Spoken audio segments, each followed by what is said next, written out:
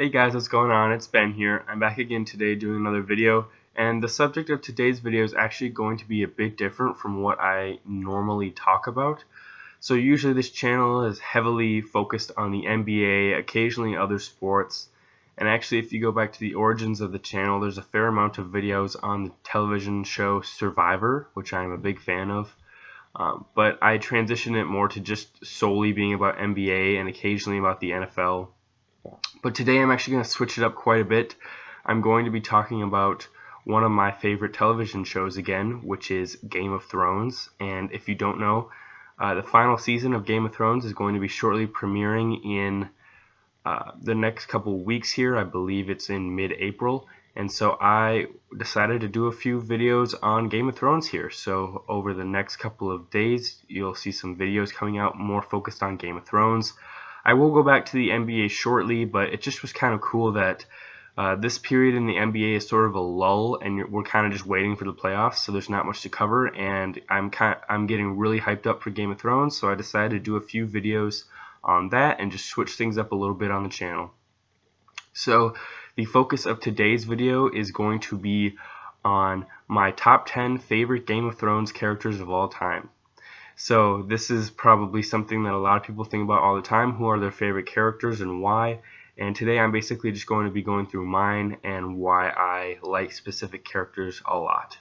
So I have a list here next to me, so if I'm looking down at any time, it's just because I'm looking at my list trying to keep track of where we are. And let's get into it. So first of all, I'm going to kind of break down what I use to define who are my favorite characters. So I think I don't strictly only like the good guys per se. So for instance, I think that you can like a villain and that can be one of your favorite characters even though you don't necessarily want them to do well in the show.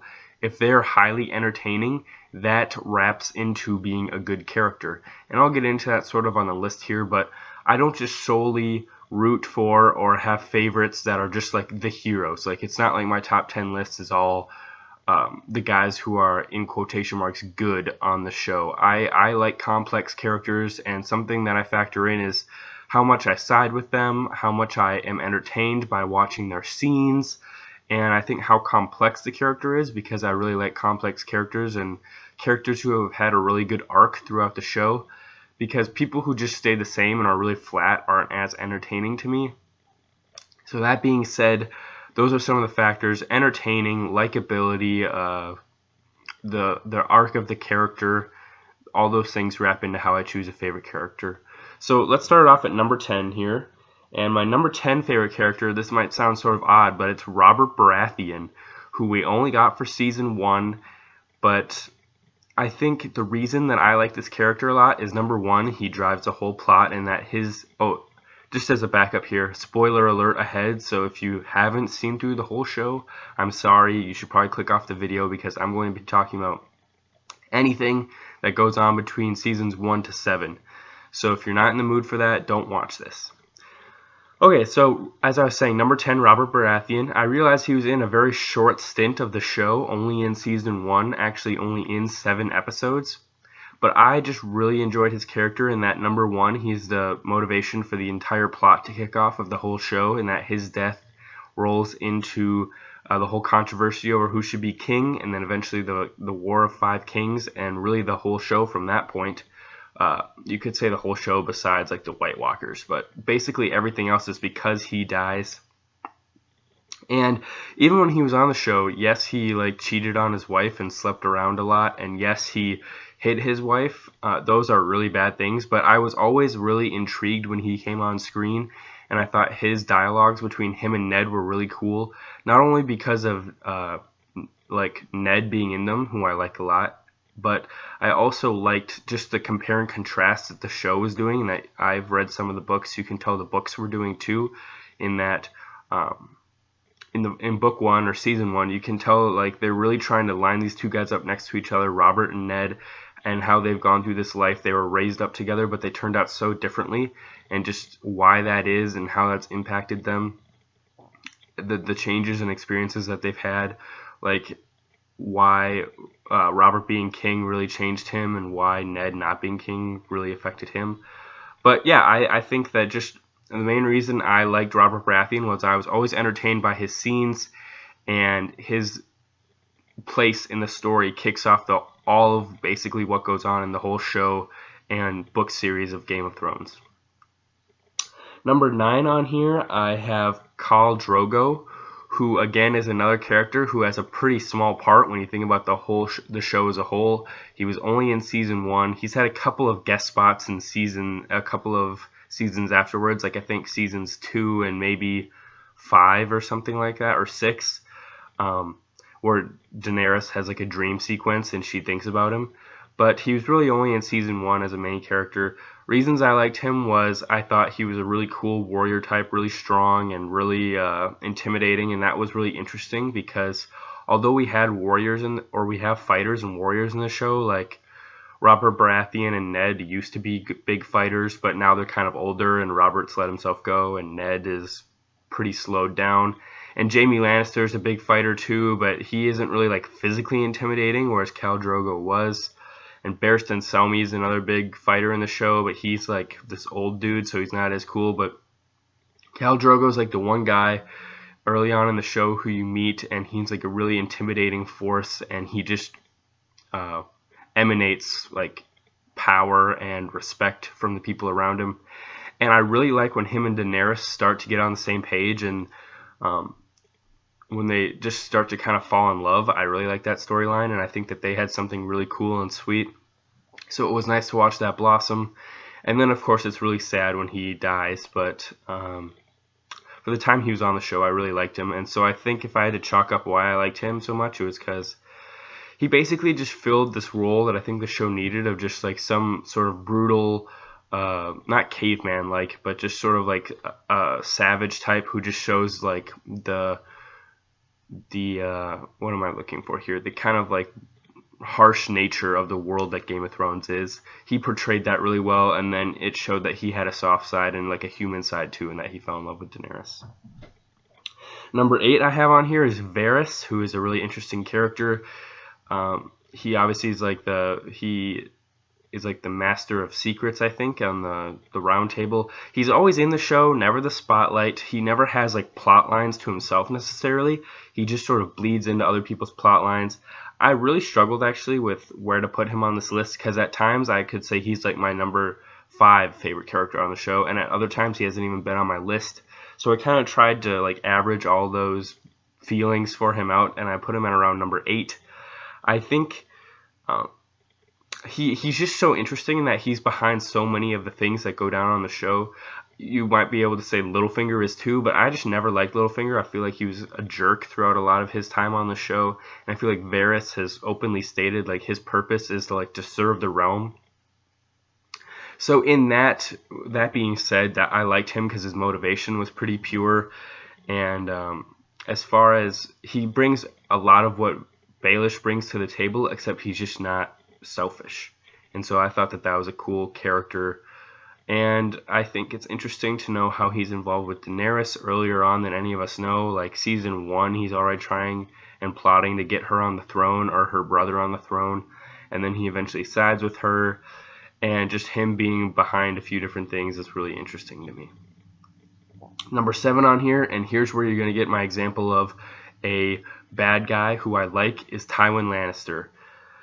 So number 7, Tywin Lannister, he's really interesting to me in that he is basically the mob boss of Game of Thrones. He has so many connections and so much power, and he himself never necessarily sits on the Iron Throne, except when he's Hand of the King, and Tommen is like this weak little kid that can't make decisions. Then Tywin Lannister is essentially the de facto king, but he never actually is king himself. It's sort of like if anyone's ever seen the show The Sopranos. Tony Soprano's the main character. He has kind of like all the power and connections, but there's a long time on the show where he's never the head of the mafia. He's always a second in command, but there's just kind of like this puppet on the top seat, and he's kind of running things from below that. It's a really interesting parallel that that HBO has these two shows with characters who are very central to the show who follow a very similar path. Of course, Tywin's a real big jerk to Tyrion, and for that reason I don't like him, because I am a big fan of Tyrion. But the thing that you gotta like about Tywin is his scenes are always entertaining. He's always behind something really interesting and cool, so you're kind of compelled to at least be interested in what he's doing. And if you're interested in what he's doing, you don't realize it maybe, but you actually like him, because what we ultimately want out of the show is interest and entertainment being generated, and he definitely brings that to the table. Number 6 on here, I have Bronn, or as he's known later on in the show, Bronn of the Blackwater. I think he's a guy that's really likable, and I think he's a really real character too, in that yes, he's kind of used as comic relief most of the time, but he's real in that he doesn't really have alliances to anybody as much as an alliance to himself and an alliance to money. And I think that's very realistic to what most people would be like in this world, or in the world of Game of Thrones, I mean to say, is that he has friendships with Tyrion and Jaime and Podrick and a few other people, but for the most part, he's really just looking out for himself, and he seems to be a pretty amiable, nice guy throughout the whole thing. And yes, he kills people and stuff, but he's never killing people because he has something against them. He's killing them for like money, or just to put himself in a better position in life. It's not like he's just killing for the sake of killing sort of thing. And he's pretty funny, so I enjoy that as well. Number 5 on here, getting into the top 5 of the list, I have Davos Seaworth. Davos is probably the biggest straight shooter on this list, or one of the biggest straight shooters. So I don't like him because he's funny like Bronn, but he is a lot like Bronn in that I think he's a good guy, and just he's really pure of heart, and like he is really well-meaning throughout the whole thing. And just to see him and Shireen bond, and I think season 3 when he gets thrown in the dungeon and she teaches him to read, that's a really touching scene. And just to see him and the Red Woman kind of go back and forth with Stannis has been pretty entertaining throughout a lot of the show. And then when he joins Jon Snow, I really started to like him a lot more, because I think he is a really good hand of the king in general. He was to Stannis, I think, even though Stannis wasn't king, but either way, Davos would be like a good potential hand of the king to Jon too, I believe. He's really wise and just reserved in how he makes decisions, and he's calculated, which initially sounds like a bad thing, but it's actually a good thing in that you just are really well thought out in the things you do. And so all those wrap up to be like a really good, high character person, and for that I like Davos. And he just has a few funny quips too that are pretty good. At number 4, so this top 4 was really hard or the spots number 4 to 2 were really hard for me to decide who to put where, because they're all like really close for me, spots 4 to 2. But at 4, I put Ned Stark. If Ned Stark would have been in more of the show, I would have put him much higher, but he wasn't. He was only in season 1, as most of us know, and I just think there was such a bond formed because we were led to believe that he was our protagonist. We were going to be with him for the long haul journey. And I think everyone as a collective who's watched this show has felt terrible when they see Ned in that final scene. All you hear is just him breathing hard and him looking out to the crowd and seeing nobody he knows and just a bunch of angry people yelling at him. And I think if you don't connect with that scene, I don't know what you're doing, because that is one of the best scenes of Game of Thrones ever. And I think it portrays a feeling before death that is really interesting, in that at certain times during the sequence of him being brought up to be killed, he's kind of at peace with himself. And at one point he sees Arya and they make eye contact, and he sort of gets reassured in that he's seen one of his kids. But then the moment comes where they kind of like put him down onto his knees, and like the guy brings the axe up, and Ned looks around a bit, and he's kind of trying to find that one last piece of reassurance, and he doesn't see anybody he knows in the crowd, and so he ultimately kind of dies a little panicked. And I think that's just so cool. But overall, his plot's really interesting, and he's kind of gets to play the detective role in season 1, trying to figure out what happened to Jon Arryn and the whole thing with the parentage of the Robert Baratheon's children, and so that's all kind of a mystery. And then just the whole sequence with him getting ambushed by Cersei and Littlefinger is really interesting. And he just gets a ton of good plot points, and all the stuff going on in King's Landing is really interesting when he's there. So I put him in at number 4. He would have been a lot higher if he would have survived longer on the show, but because we only got season 1 from him, I think it's unfair to put him any higher than this. But if he would have gone, like, say, to season 4 on the show, he might be like my number 1 on this list. Number 3, I have Jon Snow. Jon Snow's a tricky one for me. I would honestly have to say, until the Battle of Castle Black, I wasn't really a Jon Snow person. At that point, that was a really cool episode, and basically, it's one of the few Game of Thrones episodes, and it might actually be the only one, where it just stays at one place throughout the whole episode.